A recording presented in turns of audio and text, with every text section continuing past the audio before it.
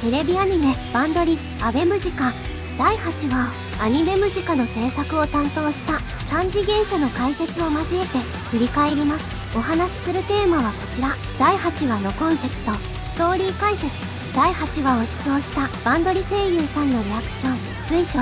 裏話を交えていますので、このシリーズ動画を見ることでアニメムジカにかなり詳しくなれると思います。ざっくりとにはなりますが、アニメムジカの魅力を振り返っていけたらと思います。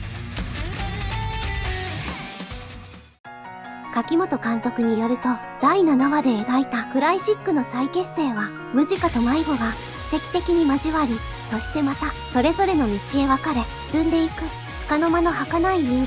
続く第8話はムジカ単体の物語に戻す話。物語を進めるために4つの秘密と闇が明かされます。今回はこの4つの秘密と闇についてお話しします。うみりちゃんのトラウマについてお話しします。第7話のラストはうみりちゃんがさきちゃんとむつみちゃんにアベムジカの再結成を求めるシーンで終わります。うみりちゃんはなぜムジカの再結成に動き出したのでしょうか。スーパーバイザーの奥川さんはその理由を、うみりからしたら下手くそなできてない人たちなのにつながりが見えて、それがなんか自分にはないとも思ったのかな。そんなとこだと思います。つまりうみりちゃんがムジカ再結成に動き出した理由は羨ましかったから。柿本監督によれば、うみりちゃんは才能にも容姿にも家庭環境にも恵まれていて、その上何でも器用にできてしまう全て持っている女の子。第8話ではそんなうみりちゃんの初めての挫折がトラウマとして明かされます。うみりちゃんのトラウマは生まれて初めて組んだバンドでメンバー全員からボイコットされるという、うみりちゃんでなくてもトラウマになる壮絶なもの。ボイコットの原因をうみりちゃんは仕切りすぎたんですよと回想しています。しかし本質のところはうみりちゃんが全て持っている子であるがゆえに、できない子や持たざる子の気持ちを理解できず上手に寄り添えなかった、それがボイコットの原因ではないかと思っています。柿本監督によれば、うみりちゃんにはすっと身を引いてしまう側面があるそうです。普段の敬語口調からも見て取れますが、うみりちゃんはひょっとしたらトラウマが原因となり、色濃い対人関係に臆病になっているのかもしれません。一生バンドする誓いと真剣に向き合うさきちゃんと、夢のため泥にまみれるヤムチには、そんな安全な距離感でバンドに付き合っているうみりちゃんの姿は信用できない子として映っていました。もーちゃんの闇についてお話しします。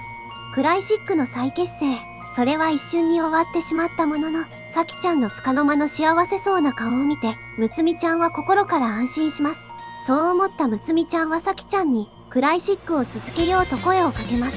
さきちゃんはその提案を何を冗談めかしているのと微笑み返します。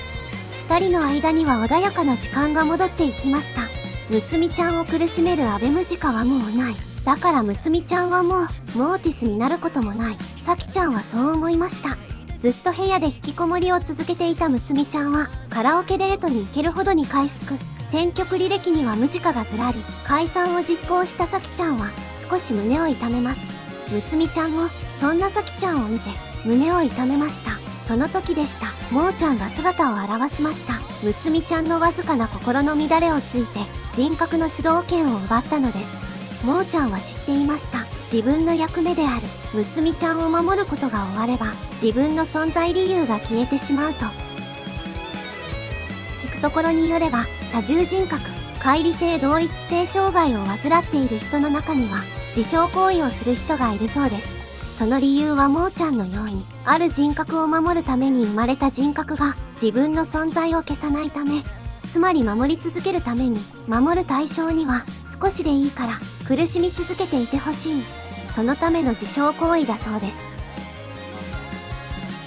それがもーちゃんの闇でした。もーちゃんはさきちゃんにムジカの再結成を提案します。さきちゃんはそれを断りました。理由はもう二度とむつみちゃんを苦しめたくないから。そんなさきちゃんの気持ちも今のもーちゃんは心の奥では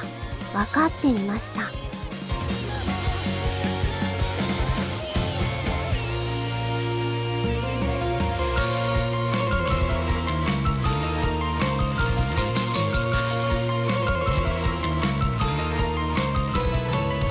第8話ではむつみちゃんのお母さん森南氏の闇も明かされます。当シリーズの第2回で解説していますので、ご興味のある方はそちらをご覧いただけますと幸いです。最後に、うみりちゃんの闇についてお話しします。うみりちゃんのムジカ再結成の告白は、さきちゃんに振られる形で終わります。しかしたきちゃんに煽られ、にゃむちにえぐられ、再結成の決意を新たにします。なぜそこまでムキになったのか、それはガルパのカードストーリーで明かされます。私はただそれが欲しいだけなのに、そう滝さんのバンドのように。うみりちゃんの欲しいものは信用。似た言葉で信頼がありますが、言葉の意味を説明すると、過去の実績や行動の積み重ねを信用、信用が積み重なったものを信頼と言います。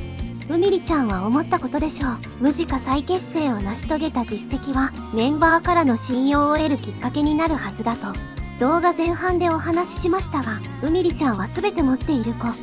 ベースの腕前についてはプロ級で、伝説のライブハウス、スペース出身の大先輩、ディスラクションに重用されるほど。そんなうみりちゃんを柿本監督は、うみりは大抵のことは他人の手を借りず、一人で完結できること評しています。つまりうみりちゃんはそもそも何かを成し遂げるときにわざわざ他人と交わる必要のない女の子です。なお女子特有かもしれませんが、リアルでうみりちゃんのような子がグループにいたら、実はこう思う子も少なくないです。つまりうみりちゃんは全て持っているがゆえに、ただの JK がグループで経験する何かを成し遂げるために他人に同調するべき時があるという教訓に恵まれませんでした。それはそのまま友達の気持ちに寄り添うことに慣れてこなかったことも意味します。誤解を招かないよう説明すると、うみりちゃん自体は本質的には良い子です。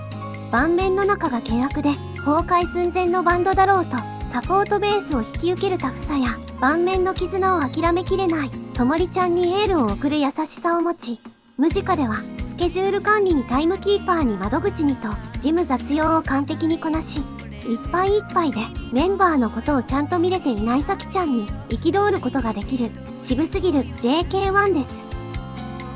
けれど信用されない。それはなぜか。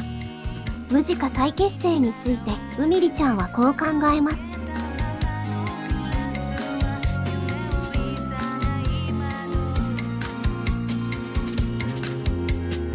そこに一切の悪気はありませんでした。うみりちゃんが信用されない理由、それは、